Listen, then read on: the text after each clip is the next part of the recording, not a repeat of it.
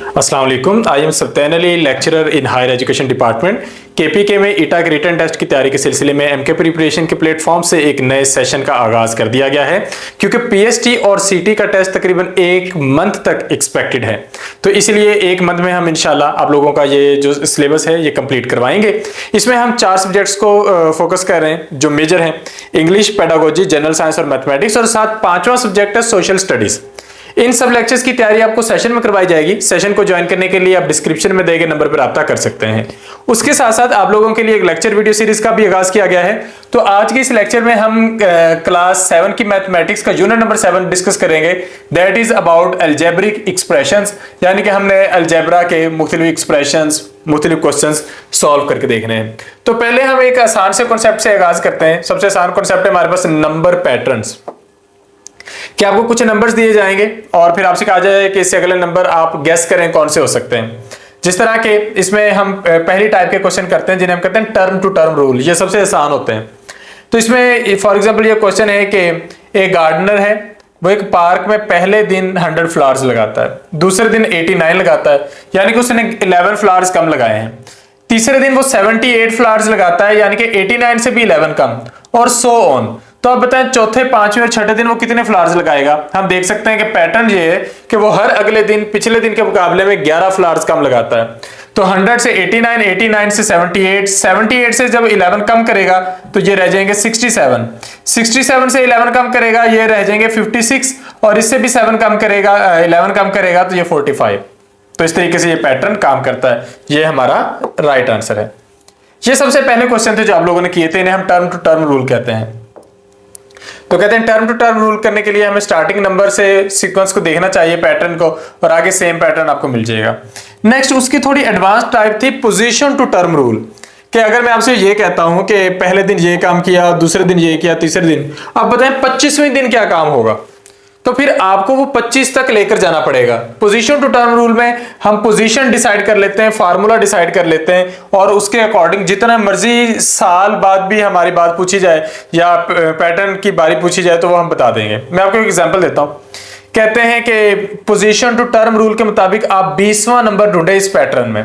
तो इस पैटर्न में पहला नंबर है 10, दूसरा है 11, तीसरा है 12।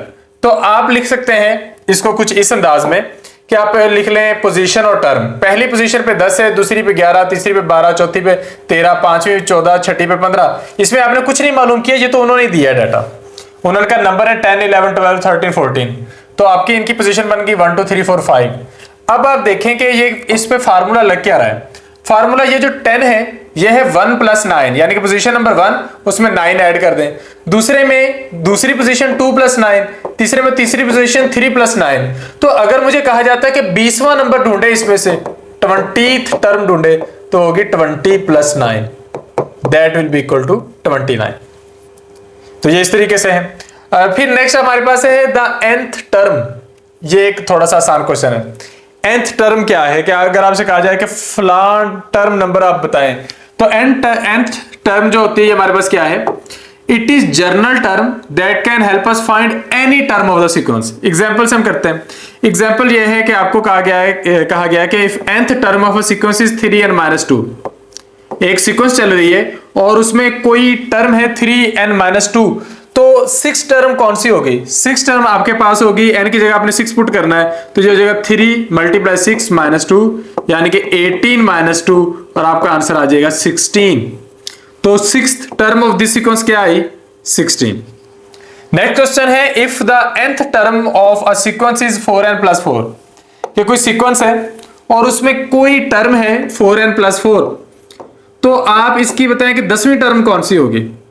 देखिए nth टर्म का मतलब कोई भी टर्म, वो 10वीं के बाद वाली भी हो सकती है, 10वीं से पहले वाली भी हो सकती है। हमने सिंपली n की जगह 10 लगा देना है, और ये 7 + 4, ये 40 + 4, आपका आंसर बन जाएगा 44।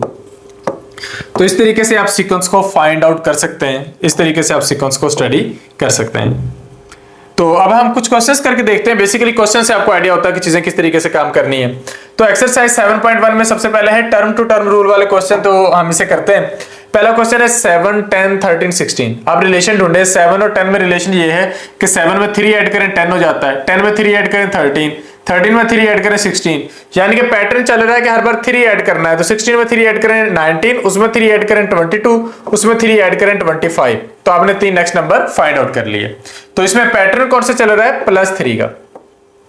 नेक्स्ट है हमारे पास 1,10,000। रिलेशन क्या बन रहा है? 1 लाख और 10,000 में रिलेशन ये है कि अगर हम 1 लाख को 10 से डिवाइड करें तो 10,000 रह जाता है। अच्छा, 10,000 को 10 से डिवाइड करें तो 1000 रह जाता है। तो यहां पे पैटर्न चल रहा है 10 से डिवाइड करने का। तो अगर आप 1000 को 10 से डिवाइड कर लेंगे तो ये हमारे पास क्या होगा? ये एक्चुअली हमने यहां पे लिखना था, इसको यहां से इग्नोर करते हैं। हमारे पास जो पैटर्न चल रहा है वो ये चल रहा है। तो अगर आप इसे 10 से डिवाइड करेंगे 100 रह जाएगा, इसे 10 से डिवाइड करेंगे 10 रह जाएगा, इसे 10 से डिवाइड करेंगे 1 और इसको 10 से डिवाइड करेंगे तो 0.1। नेक्स्ट है हमारे पास 78,125। नेक्स्ट नंबर है 15,625 और नेक्स्ट है 3,125। रिलेशन है क्या? अगर आप ये रिलेशन ढूंढना चाहते हैं कि 78,125 और इसमें से अगर ये नंबर नेक्स्ट वाले कम हो रहे हैं तो या तो माइनस हो रहे हैं या डिवाइड हो रहे हैं। अगर तो माइनस हो रहे हैं तो बहुत बड़ा फर्क आपको नजर आएगा। तो 78,000 से 15 पे आए हो, 15 से 3 पे नहीं जाओगे, बहुत नीचे चले जाओगे। तो ये यहाँ पे पैटर्न एक्चुअली माइनस का नहीं डिवीजन का चल रहा है। तो यहाँ पे ये 5 से डिवाइड होकर चल रहे हैं। अगर आपने ये जाना कि क्या ये वाकई 5 से डिवाइड होकर चल रहे हैं कि नहीं, तो आप क्या करेंगे कि इसे डिवाइड कर लेंगे अगले नंबर से 15,625, या फिर आप इसे डिवाइड कर लेंगे 5 से, क्योंकि आप इसे एग्जैक्टली चेक करना चाहते हो। तो हम इसे 5 से डिवाइड कर लेते हैं। जब 5 से डिवाइड करेंगे तो 5 1 जार 5, ये 28 हो गया। 5 5 जार 25, ये 3 हो गया। 3 के साथ 1 5 6 जार 30, यहाँ पे 1 रह गया। 5 2 जार 10, यहाँ पे 2 रह गया और 5 5 5 जार 25। तो 15,625 आया है। इसका मतलब यहां पर पैटर्न चल रहा है 5 से तकसीम करने वाला। तो 3,125 से आगे हमने ढूंढने 3 नंबर, तो हम 5 से डिवाइड करते जाएंगे।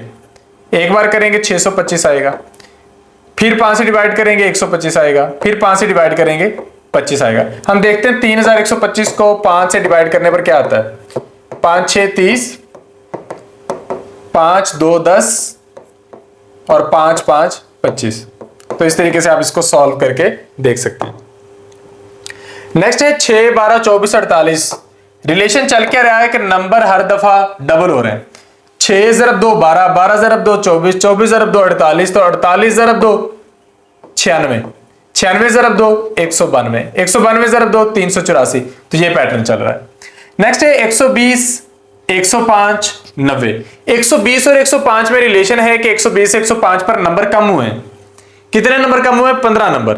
अच्छा, 105 से 90 पर जाए फिर 15 कम हुए, तो 90 से अगर 15 कम करें तो बाकी रह जाते हैं 75, 75 से 15 कम करें 60, 60 से 15 कम करें 45। तो पैटर्न कम चल रहा है, यहां पे चल रहा है -15 का। अच्छा, नेक्स्ट है हमारे पास identify the position to term rule. वो था टर्म टू टर्म, यहां पे पोजीशन टू टर्म है। तो आपने पहले तो पैटर्न ढूंढना है, फिर आपने ये टर्म फाइंड आउट करनी है 10th 18th 67th। तो पहले 21 22 23 24, ये तो सिंपल काउंटिंग है। तो आप पोजीशन लिख लेते हो। पोजीशन है आपके पास 1 2 3 4 5 और आपके पास जो टर्म चल रही है वो चल रही है 21 22 23 24 25।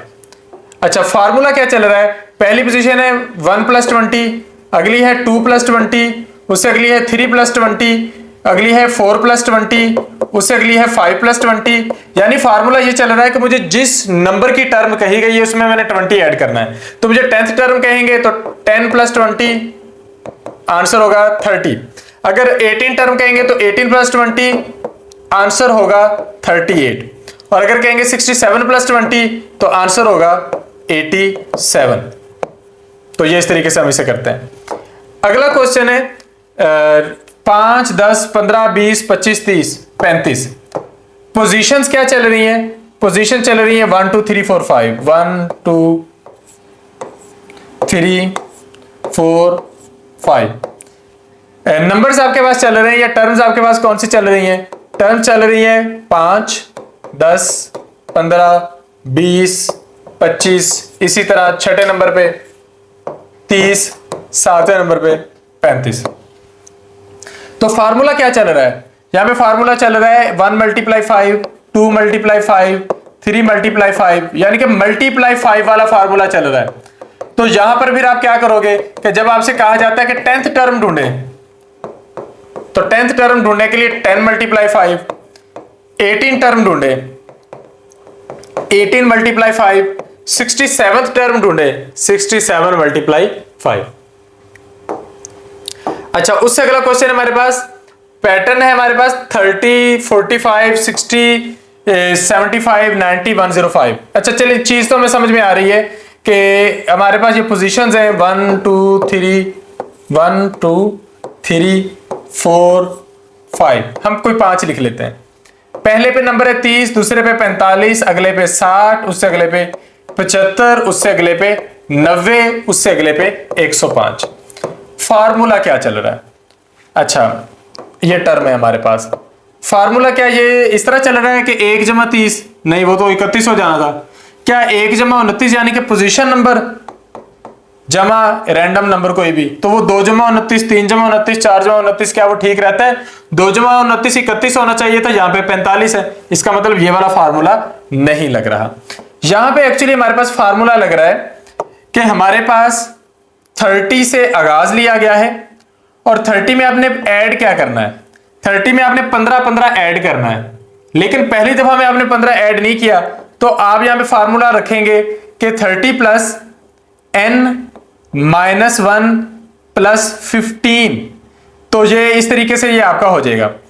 तो फॉर एग्जाम्पल ये आपके पास यहां पे है 30, पोजीशन है 1 माइनस 1 0, 0 को जब आप 15 से मल्टीप्लाई करेंगे तो 0 ही रहेगा, तो ये आपका आंसर है, यहां पे रहेगा 30। यहां पे फार्मूला है 30 प्लस, अब n है यहां पे 2 माइनस 1 आता है, मल्टीप्लाई 15, तो 30 प्लस 15 आपका 45 आ जाएगा। चले आपके आसानी के लिए मैं इसे जरा व्हाइट बोर्ड पे कर देता हूं। तो हमारे पास जो वैल्यूज हैं, जो टर्म्स हैं, वो हैं 30, 45, 60, 75, 90, हम इस हिसाब से लिख लेते हैं। और इनकी पोजीशंस हैं 1 2 3 4 5। हमने फार्मूला ढूंढना है कि हमारा फार्मूला यहां पे लग क्या रहा है। यहां पे फार्मूला लग रहा है कि 30 में अगर हम पोजीशन नंबर से 1 को माइनस करें और 15 से मल्टीप्लाई कर दें तो हमारे पास नंबर आ जाता है, यानी कि 30 प्लस n माइनस 1 मल्टीप्लाई 15। तो ये हमें कैसे पता चला कि ये फार्मूला लगाना है? 15 तो आपको यूं पता चल गया कि हर दफा आपने 15 ऐड करना है, लेकिन किस में ऐड करना है? हर दफा 30 में करेंगे तो 45 45 45 हो जाएगा। आपने n माइनस 1 से मल्टीप्लाई करके 30 में ऐड करना है। 30 बेस है और जो आपके पास पोजीशन चल रही है उसमें से एक को माइनस करके 15 से मल्टीप्लाई कर दें। अगर आप एक से माइनस नहीं करते तो यहां पर ही डायरेक्टली 15 ऐड हो जाना है। तो यहां पर अगर आप 1 माइनस 1 करते हैं, ये 0 को 15 से मल्टीप्लाई करें वो 0 है, तो पहली जगह पे 0 प्लस 30 क्या रह जाता है? 30 रह जाता है। दूसरी जगह पे पोजीशन नंबर 2 है, 2 माइनस 1 होता है, 1 को 15 से मल्टीप्लाई करें 15 होता है, 15 प्लस 30 45, ये ठीक हो गया। अच्छा, यहां पर 3 है, 3 माइनस 1 2 मल्टीप्लाई 15 30 प्लस 30 60। तो इस तरीके से यहां पर आपको ये फार्मूला पता चल जाता है। तो अगर मैंने 10th टर्म ढूंढनी है तो 10th टर्म मैं किस तरीके से ढूंढूंगा?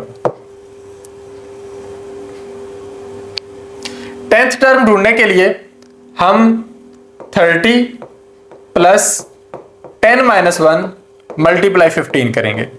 आंसर आएगा 30 प्लस 9 मल्टीप्लाई 15। अब जब आप 30 प्लस करेंगे, क्योंकि अगर आपके पास एडिशन और मल्टीप्लिकेशन हो तो पहले आपने मल्टीप्लिकेशन करनी है, ये बोर्ड मास रूल है। तो 15 को 9 से मल्टीप्लाई करेंगे, ये 135 बनेगा, 135 में 30 जमा करेंगे तो ये 165 बनेगा। तो 165 इसका जो है वो राइट आंसर आता है। ये 10th टर्म है। इसी तरह हम 18th भी मालूम कर सकते हैं यही फार्मूला लगा के, और 67th भी मालूम कर सकते हैं। अच्छा, नेक्स्ट है हमारे पास if the nth term of sequence is 2n plus 5। एक सीक्वेंस है और उसमें रैंडमली कोई टर्म है 2n प्लस 5, तो आप उसकी 12वीं टर्म ढूंढ के बताएं। तो हम क्या करते हैं कि n की जगह 12 लिख देते हैं प्लस 5, तो अब इसका आंसर आ जाएगा 24 प्लस 5 और ये हो जाएगा 29। नेक्स्ट क्वेश्चन है हमारे पास, if nth term of sentence is 3n, find the 8th term of this sentence. 3 multiply 8 24। Next है, अगर nth टर्म एक सीक्वेंस की है 4n प्लस 2, तो 9th टर्म बताएं। 9th टर्म है 4 मल्टीप्लाई 9 प्लस 2, यानी कि 36 जमा 2 38 इसका राइट आंसर आएगा। ये हमारे पास हो गया पैटर्न्स। अब हम उससे एक लेवल आगे चलते हैं। अब हमारे पास है अलजेब्रिक एक्सप्रेशन। अलजेब्रा का जो वर्ड है ये अरेबिक लैंग्वेज से आया है, अलजब्र से, जिसका मतलब है टूटे हुए हिस्सों को जोड़ना। इसको पहली दफा इस्तेमाल किया था हिसाबुल जबर वल मुकाबला नामी किताब में 825 एडी में। मुस्लिम मैथमेटिशियन थे मोहम्मद इब्ने मूसा अल ख्वारिज़मी। मोहम्मद इब्ने मूसा अल ख्वारिज़मी, आपने इनका नाम अच्छे से याद कर लेना। तो इनको हम फादर ऑफ अलजेब्रा भी कहते हैं। ये एमसीक्यूज के लिए बात इंपॉर्टेंट है। एक अलजेब्रिक एक्सप्रेशन में बहुत सारी चीजें होती हैं। कुछ वैल्यूज ऐसी होती हैं जिनकी कुछ अमाउंट जो होती है वो फिक्स्ड होती है, कुछ की फिक्स नहीं होती। तो यहाँ पर हम वेरिएबल्स और कांस्टेंट यूज करेंगे। जिस तरह एक्स वाई जी को हम वेरिएबल्स कहते हैं। वेरिएबल क्या है? ये एक सिंबल है जो किसी नंबर को रिप्रेजेंट करता है, और वेरिएबल जो ऐसी क्वांटिटी है जो वक्त के साथ साथ चेंज हो सकती है। लेकिन 1 2 3 की वैल्यू वक्त के साथ चेंज नहीं होती, वो वैसी की वैसी रहती है। अब यहां पर हमने क्या करना है, फॉर एग्जाम्पल 1 है, if length of one side of square is given by y, the perimeter of square will be given by 4 multiply y। तो ये इस तरीके से हम इसको यूज कर सकते हैं। अच्छा, नेक्स्ट है सेंटेंस और स्टेटमेंट। अगर आप अलजेब्रा में बहुत सारी जो बातें हैं जिनका कंप्लीट मतलब आ रहा हो उनको यूज करते हो तो उन्हें सेंटेंस कहते हैं। सेंटेंस ठीक हुआ तो ट्रू, ना ठीक हुआ तो फॉल्स, और सेंटेंस को हम स्टेटमेंट भी कहते हैं।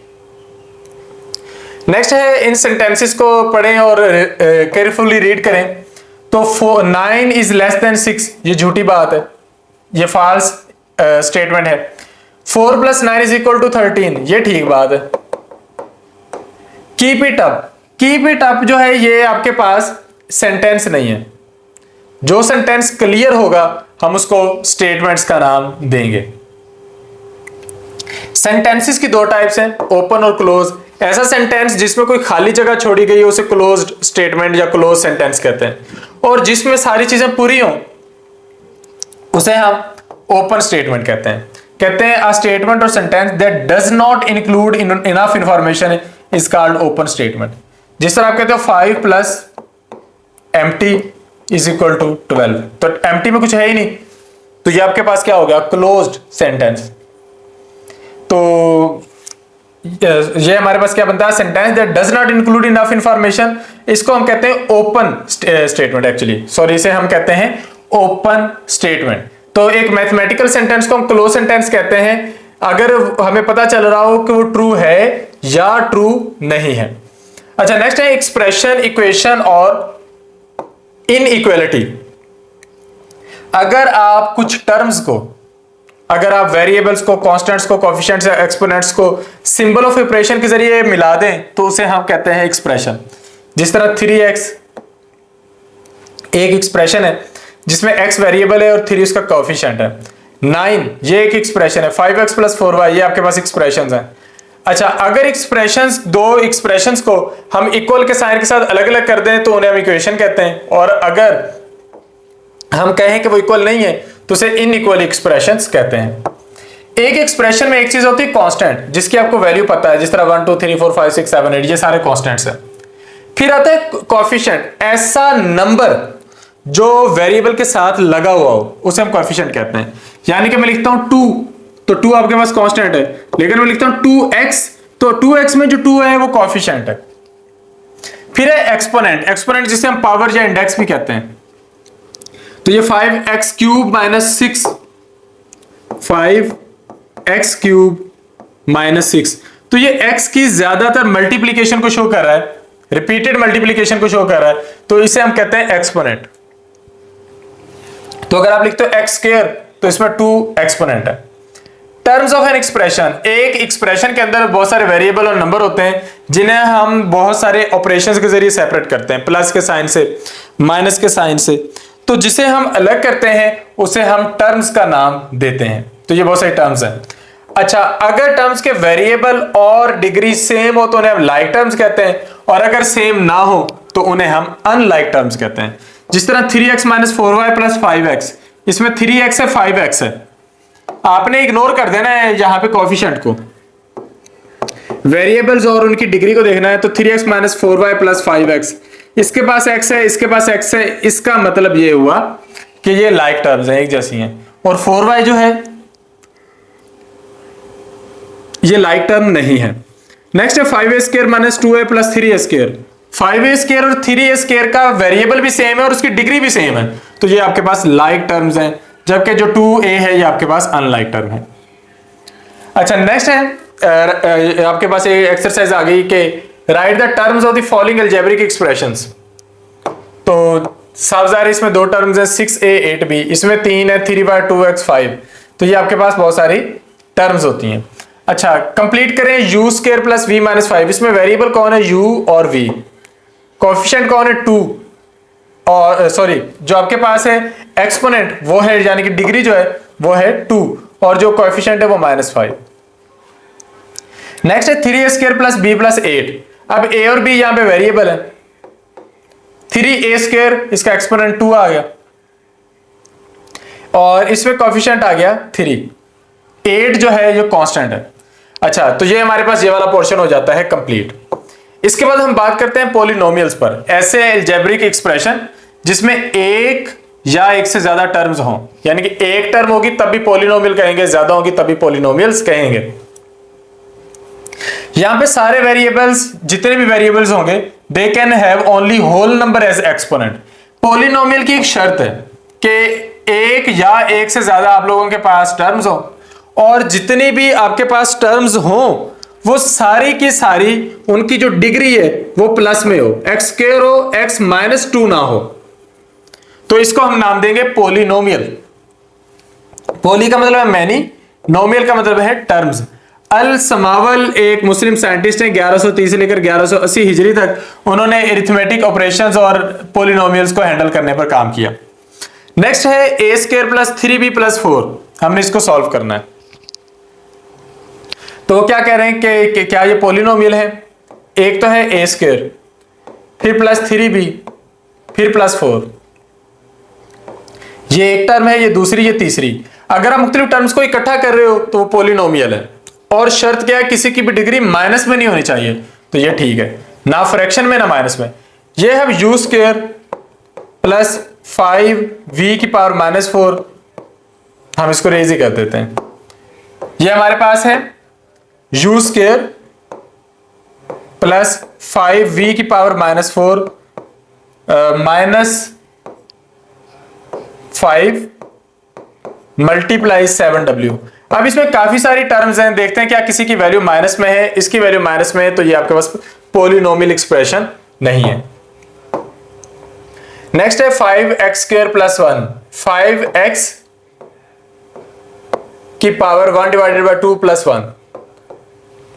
अगर पावर फ्रैक्शन में होगी तो वो आपके पास फ्रैक्शनल एक्सपोनेंट होगा, तो ये आपके पास एक्सप्रेशन पॉलिनोमियल काउंट नहीं होगा।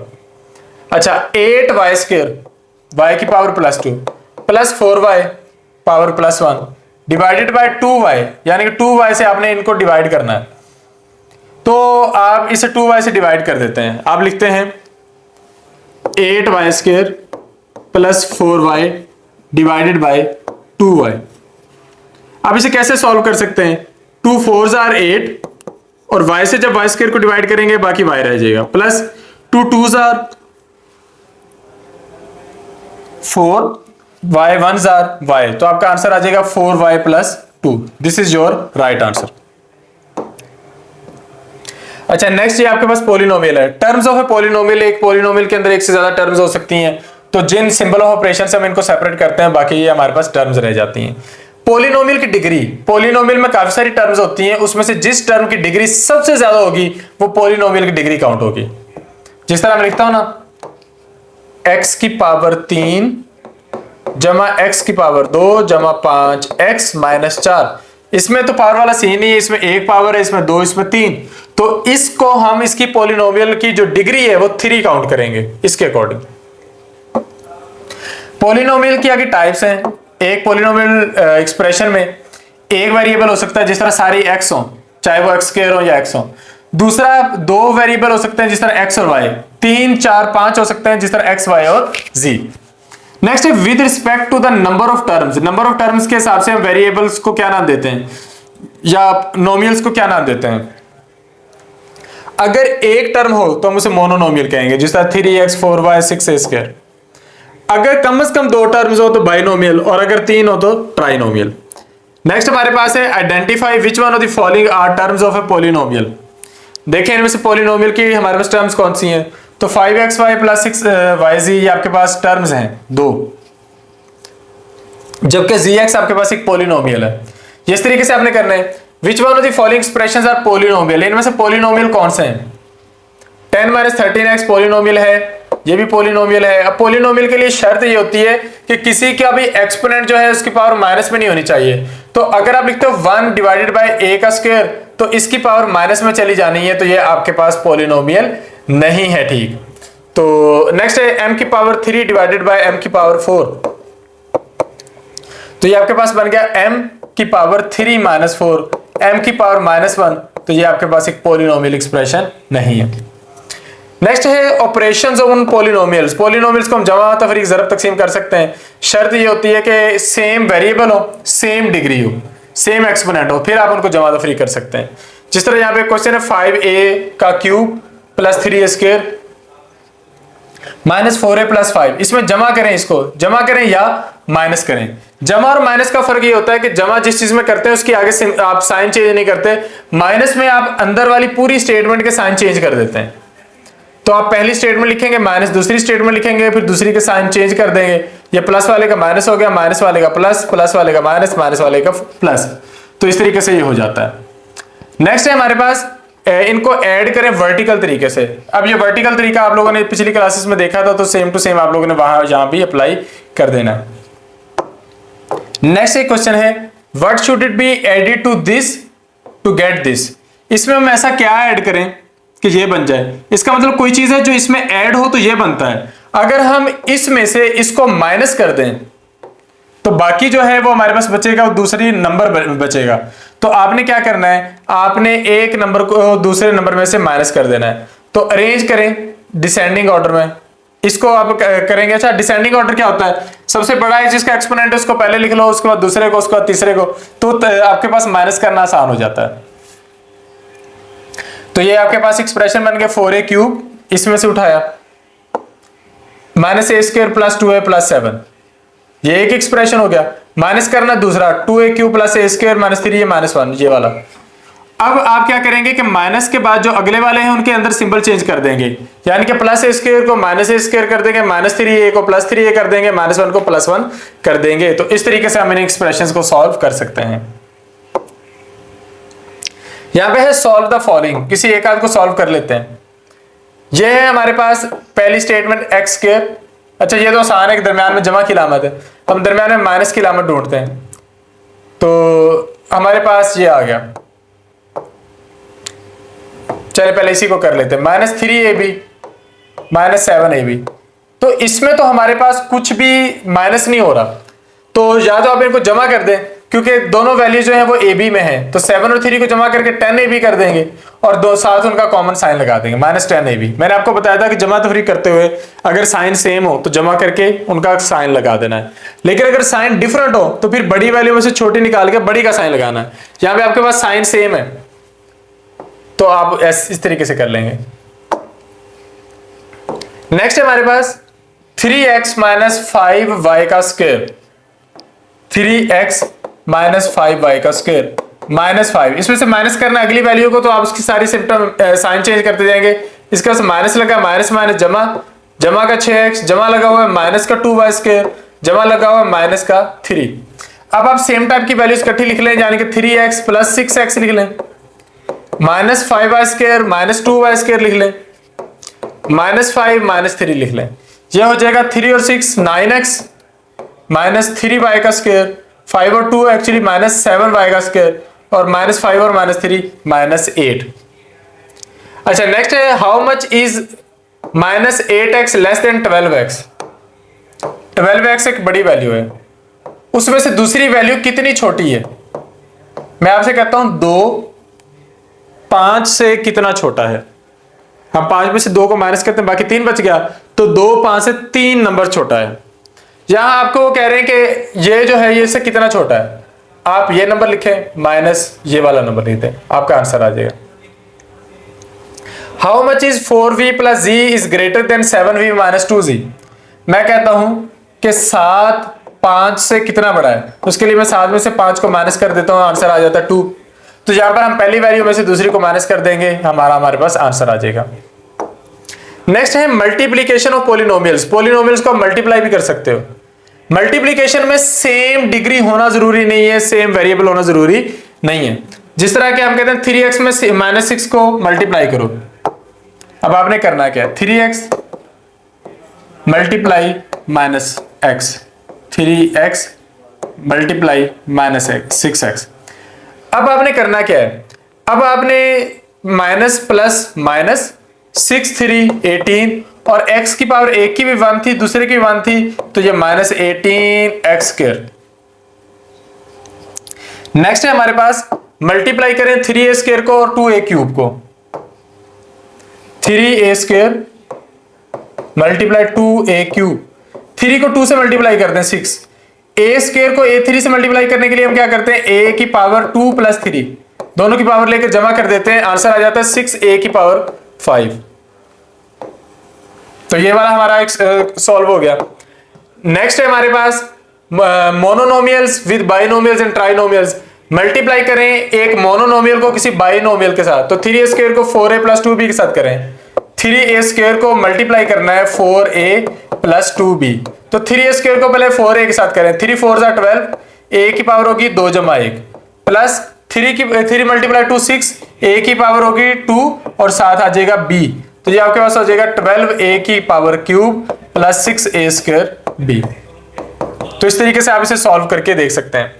नेक्स्ट है मल्टीप्लाई करें 5x² को 2x² - 3x + 4 के साथ, तो आपने 5x² को 2x² से करना है, फिर -3x से करना है, फिर +4 से करना है। नेक्स्ट है मल्टीप्लाई करें बाइनोमियल्स को बाइनोमियल्स के साथ। फॉर एग्जांपल मैं कहता हूं मैंने मल्टीप्लाई करना है 2 + 4 को x + y के साथ, तो मैं क्या करूंगा, पहले 2 को मल्टीप्लाई करूंगा x + y के साथ, फिर ये वाला साइन लगा के 4 को मल्टीप्लाई कर दूंगा x + y के साथ। तो यहां पे हमारे पास क्वेश्चन है 3x + 1, उसको मल्टीप्लाई करना है 2x - 3 से। आप पहले 3x को इससे मल्टीप्लाई करोगे, फिर +1 को इससे मल्टीप्लाई करोगे, तो 3x उससे मल्टीप्लाई हो रहा है, प्लस का साइन लगाकर 1 उससे मल्टीप्लाई हो रहा है, तो ये आपके पास इसका आंसर इस वे में आना शुरू हो जाएगा। तो इनकी मल्टीप्लीकेशन है। फिर है सिंप्लीफिकेशन, यानी कि बोर्ड मास रूल के अकॉर्डिंग किसी इक्वेशन को सॉल्व कर दें। जिस तरह हमारे पास ये इक्वेशन है, इसको उन्होंने सॉल्व किया हुआ है, या फिर ये एक एक्सप्रेशन है थोड़ा छोटा लिखा हुआ, तो इसे कर लेते हैं 3 / 14x² divided by 6x + 2x + 5। अच्छा, जो सॉल्व होता है उसको सॉल्व कर लें। ये अगर आपके पास 3 है और अंदर है 14x² डिवाइडेड बाय 6x, तो आप 6x को नीचे लिख लोगे, प्लस 2x + 5 को यहां पे मल्टीप्लाई कर दे, 2x + 10 हो जाएगा। ये 3 2s are 6 हो जाएगा, 2 7s are 14 हो जाएगा, x² को काट देगी, तो बाकी हमारे पास यहां पे क्या रह गया, यहां पे हमारे पास 7 रह गया, 7x, ये हमारे पास प्लस 2x है, ये प्लस 10 है, आंसर आ जाएगा 9x + 10। नेक्स्ट है हमारे पास इसकी एक्सरसाइज, इसको सॉल्व कर करके आप लोगों ने देखना है।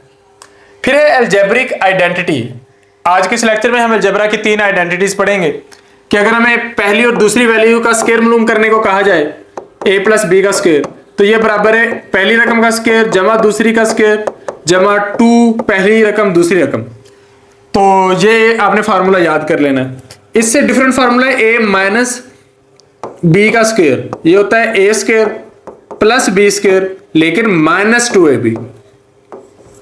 तीसरी आइडेंटिटी हमने करनी है a² - b², यानी कि पहली रकम माइनस दूसरी रकम का स्क्वायर बराबर है पहली जमा दूसरी रकम मल्टीप्लाई पहली माइनस दूसरी रकम।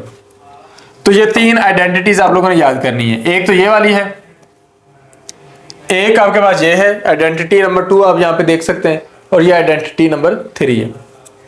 अच्छा, नेक्स्ट हमारे पास एक्सरसाइज है, आइडेंटिटी को यूज करते हुए स्क्वायर फाइंड आउट करें इन बाइनोमियल्स का, यानी कि a प्लस बी का स्क्वायर फाइंड आउट करें, a square plus B square plus 2ab।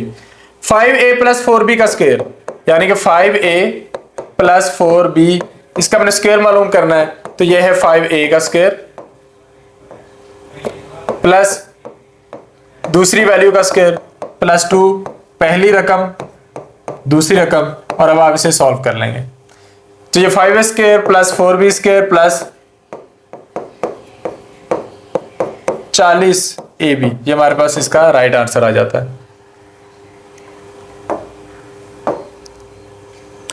Next है हमारे पास question factorisation of algebraic expression. Algebraic expression को भी आप फैक्टराइज कर सकते हैं, मजीद सिंप्लीफाई कर सकते हैं।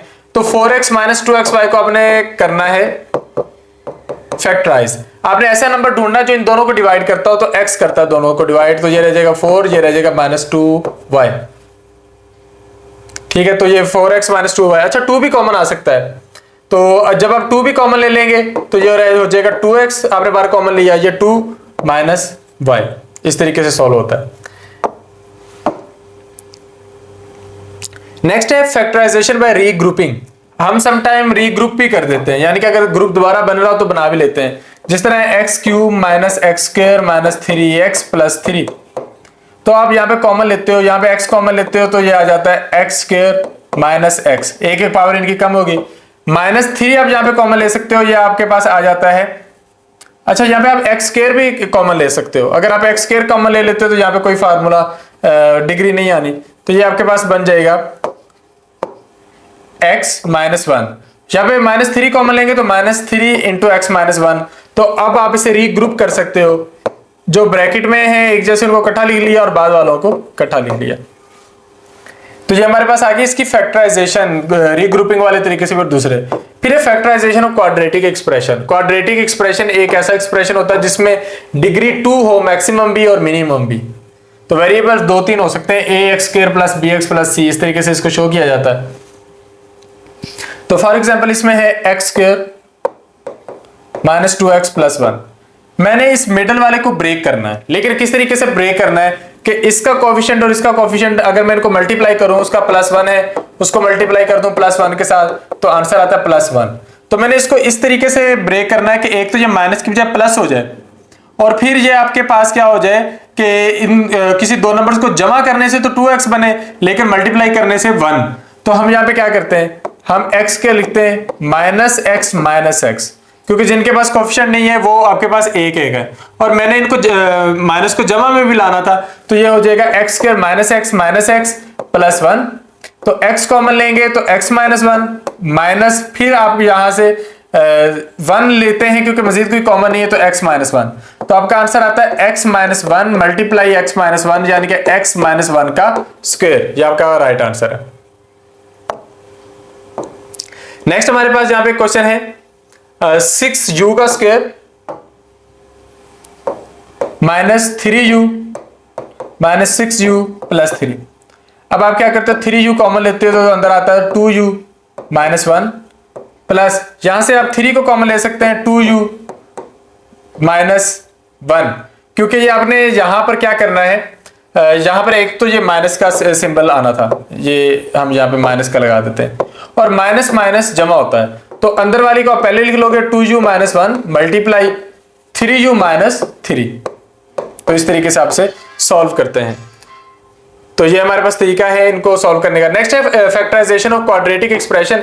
तो क्वाड्रेटिक एक्सप्रेशन में क्या होता है कि जो मिनिमम डिग्री होती है वो हमारे पास 2 होती है, तो हम इनको सिंप्लीफाई करके देख सकते हैं। अच्छा, अब हमारे पास आ जाती है इसकी रिव्यू एक्सरसाइज। समरी को छोड़ते हैं क्योंकि वही चीजें जो हम पीछे डिस्कस करके आ रहे हैं सेम टू सेम वही समरी के अंदर है, तो आपने इसको अच्छे तरीके से कर लेना है समरी को भी, लेकिन ये बातें हम कर चुके हैं। तो हमारे पास कुछ प्रैक्टिस एमसीक्यूज हैं। पहला एमसीक्यू है डैश आर दोज अल्फाबेट्स और letters which are used to represent unknown quantity. Unknown quantity के लिए XYZ हम यूज करते हैं जो वेरिएबल कहलाते हैं। The value of a dash is not fixed. Variable की वैल्यू फिक्स नहीं होती। The dash is the number which represent repeated multiplication of same variable. ये आपके पास डिग्री होती है, यानी कि x की पावर 3 तो x मल्टीप्लाई x, तो ये रिपीटेड मल्टीप्लीकेशन। अच्छा, ये एक्सप्रेशन है 2x square plus 3x minus 1, तो इसमें कांस्टेंट क्या है? -1, क्योंकि जो 3 और 2 है वो वेरिएबल के साथ लगे हुए हैं, उन्हें हम कोएफिशिएंट्स कहते हैं। किसी भी पॉलिनोमियल के अंदर जो हाईएस्ट एक्सपोनेंट पावर होती है किसी भी वेरिएबल की, उसे हम क्या कहते हैं? उसे हम डिग्री ऑफ द पॉलिनोमियल कहते हैं। पॉलिनोमियल वेरिएबल्स हैं, इनके पास वेरिएबल्स होते हैं और इनके जो एक्सपोनेंट्स हैं उनको हमेशा होल नंबर पे होना चाहिए। यह बात याद रखिए, किसी भी पॉलिनोमियल एक्सप्रेशन में कभी भी एक्सपोनेंट की पावर जो होती है वो माइनस में नहीं होती। Polynomials which contain only 2 terms are known as binomial. तो यहां पर हमारा ये वाला चैप्टर हो जाता है कंप्लीट। उम्मीद है आपको सारी समझ आई होगी। फिर भी अगर आप लोगों की तरफ से क्वेश्चन है या कंफ्यूजन है तो आप पूछ सकते हैं कमेंट सेक्शन में, और हमारा सेशन ज्वाइन करने के लिए आप डिस्क्रिप्शन में दिए गए नंबर पर रब्ता कर सकते हैं। Thank you, Allah Hafiz.